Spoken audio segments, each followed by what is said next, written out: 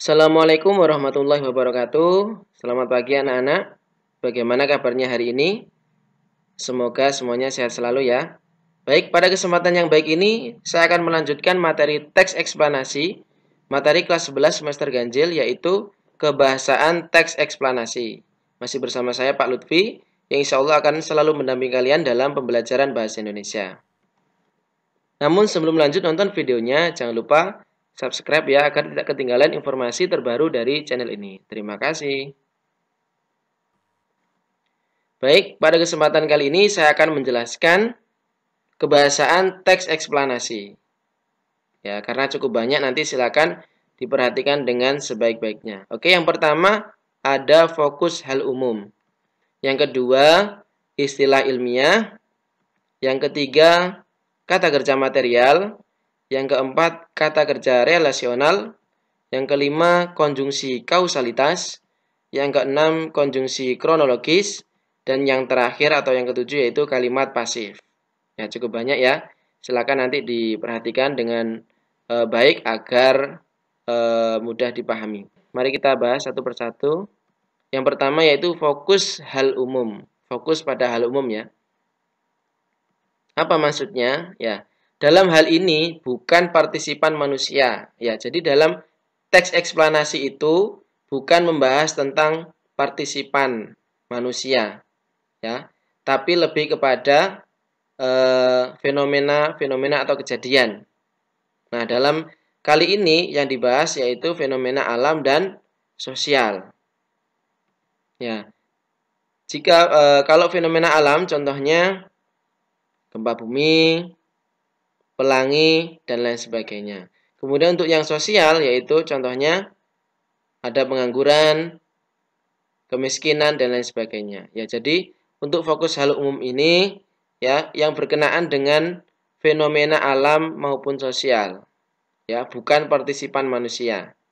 Yang dibahas di eksplanasi yaitu bukan tentang manusia, tapi tentang kejadian-kejadian.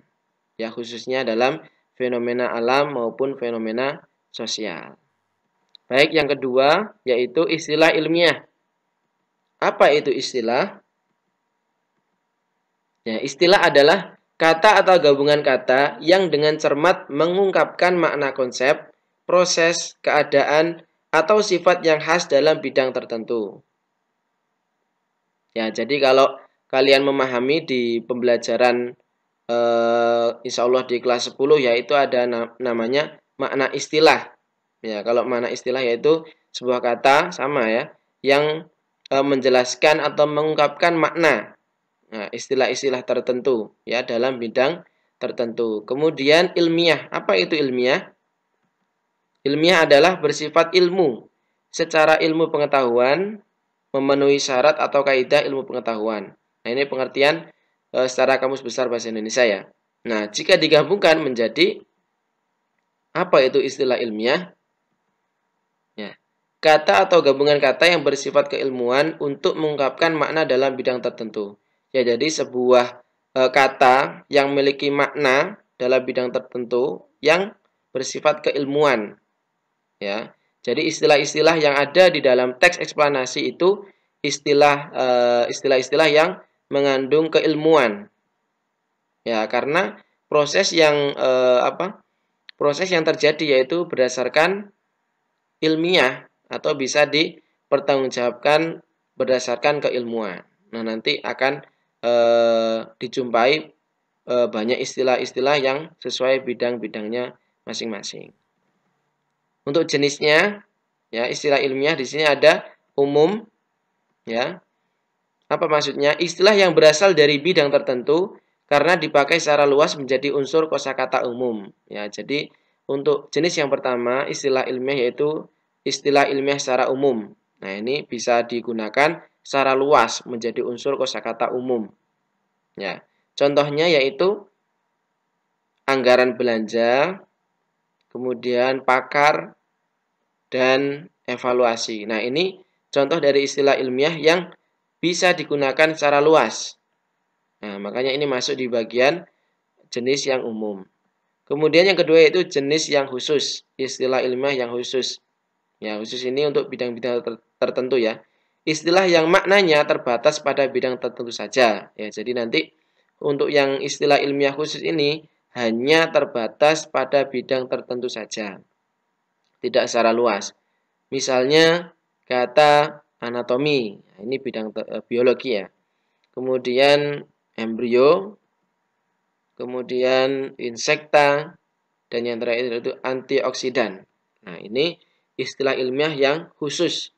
Ya, jadi saya ulangi, untuk jenis dari istilah ilmiah ada dua. Secara umum yang bisa digunakan untuk secara luas, kemudian jenis khusus yang digunakan hanya terbatas pada bidang tertentu saja. Oke, jelas ya? Baik. Kemudian yang ketiga yaitu kata kerja material. Apa itu kata kerja material? Kata kerja yang menunjukkan aktivitas fisik yang dapat dilihat dalam bentuk nyata. Ya, kalau kita memahami kata kerja berarti sebuah kata yang menunjukkan aktivitas.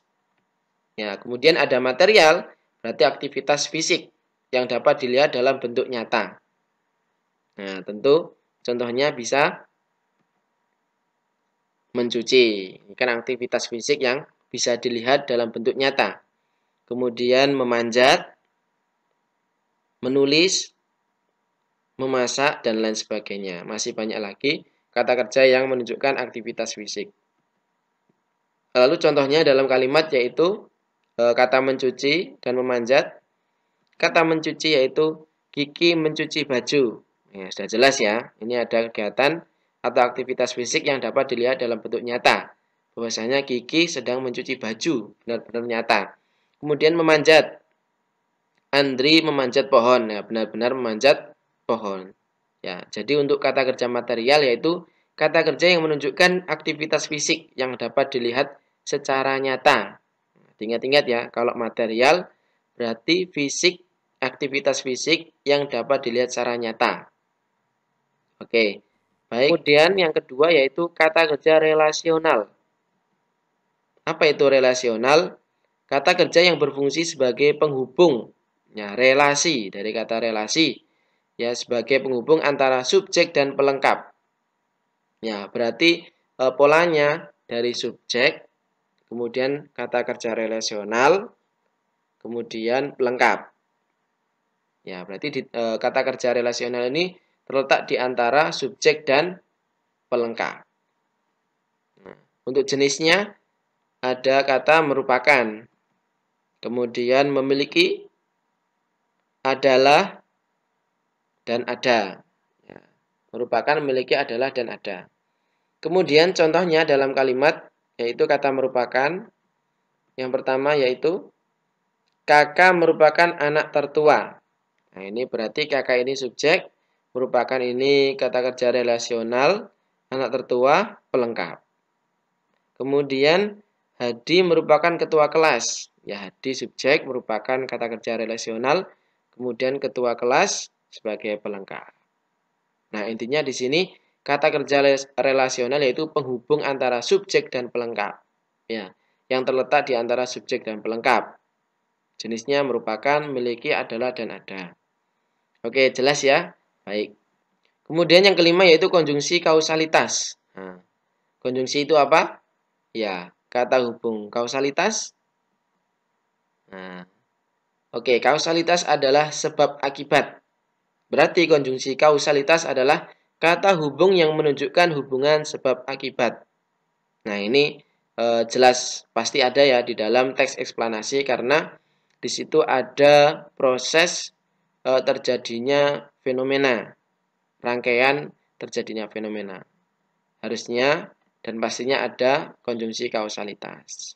Nah, untuk jenisnya yaitu yang pertama yaitu kata hubung sebab, karena, oleh sebab itu, oleh karena itu, bisa, sehingga. Nah, untuk contoh dalam kalimatnya seperti ini. Secara geologis, longsor terjadi karena adanya pergerakan massa batuan atau tanah dengan berbagai tipe dan jenis.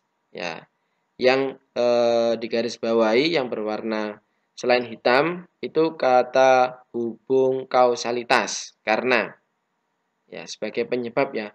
Longsor terjadi karena, berarti kan penyebab, sebab akibat, ya.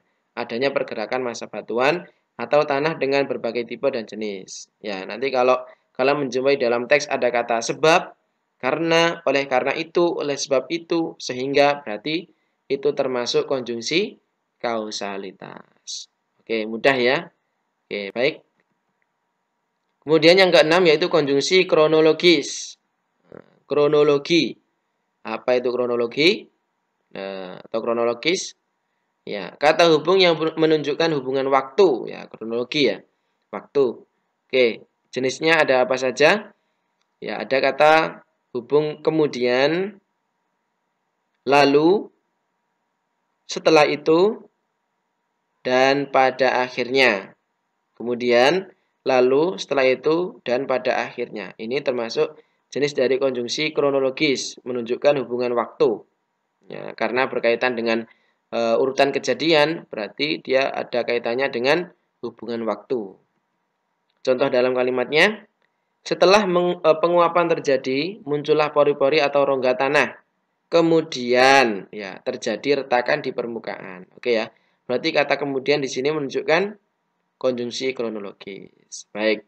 Jadi nanti ketika kalian menganalisis konjungsi kronologis, langsung cari kata kemudian, lalu, setelah itu, dan pada akhirnya. Itu otomatis termasuk konjungsi kronologis. Oke, baik. Paham ya sampai sini? Oke. Kemudian yang terakhir yaitu kalimat pasif. Nah, kalau ada kalimat aktif, berarti di sini ada kalimat pasif. Apa itu kalimat pasif? Kalimat yang subjeknya dikenai suatu perbuatan atau aktivitas. Dan kalimat pasif diawali dengan ter atau di. Nah, kalau kata kerjanya ada ter atau di, berarti bisa dipastikan itu termasuk kalimat pasif. Oke ya, saya ulangi. Kalimat yang subjeknya dikenai suatu perbuatan. Ya, berarti subjeknya, ya, dikenai suatu perbuatan, aktivitas. Dan diawali dengan ter atau di. Oke. Contohnya terlihat. Nah, kalau aktif kan melihat. Kalau pasif terlihat, kemudian terbagi, kemudian dimulai, dan ditimbun. Dan lain-lain. Masih banyak lagi contohnya yang diawali ter atau di. Oke, dalam bentuk contoh kalimatnya bisa yang pertama, Andi terlihat sedih mendengar kematian sahabatnya. Oke ya. Berarti di sini subjeknya dikenai suatu perbuatan. Andi terlihat sedih mendengar kematian sahabatnya. Kemudian lomba itu dimulai dengan tembakan pistol 3 kali. Ya, di sini mengawali ter dan di. Oke, mudah dipahami ya. Baik. Bagaimana? Sudah paham? Oke, coba kita review sebentar. Ya, kebahasaan teks eksplanasi. Yang pertama ada fokus hal umum. Ya, bukan tentang partisipan manusia. Kemudian istilah ilmiah yaitu istilah-istilah yang bersifat keilmuan. Kemudian kata kerja material, kata kerja yang berhubungan dengan aktivitas fisik yang bisa terlihat oleh nyata. Kemudian kata kerja relasional, yaitu kata kerja yang menghubungkan antara subjek dan predikat. Kemudian konjungsi kausalitas tentang sebab akibat. Kemudian konjungsi kronologis, hubungan waktu. Dan yang terakhir yaitu kalimat pasif.